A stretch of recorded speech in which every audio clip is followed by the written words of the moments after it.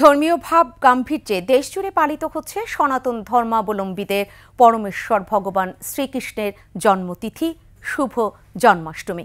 টাঙ্গাইলে পৌর শহরের বড় কালীবাড়ি প্রাঙ্গণ হতে বর্ণাঢ্য শোভাযাত্রা বের করা হয়।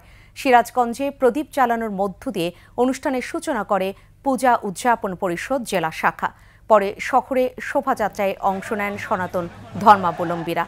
নেত্রকোনায় হয় পূজা অর্চনা, গীতা পাঠ, প্রার্থনা, শোভাযাত্রা, প্রসাদ বিতরণ ও আলোচনা সভা।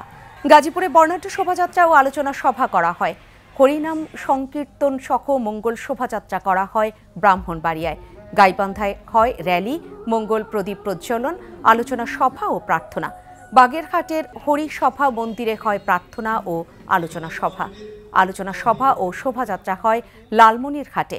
মৌলভীবাজারে পূজা অর্চনা, বিশ্ব শান্তি কামনায় প্রার্থনা ও শুভেচ্ছা বিনিময়ের মধ্য দিয়ে পালন করা হয় শুভ জন্মাষ্টমী।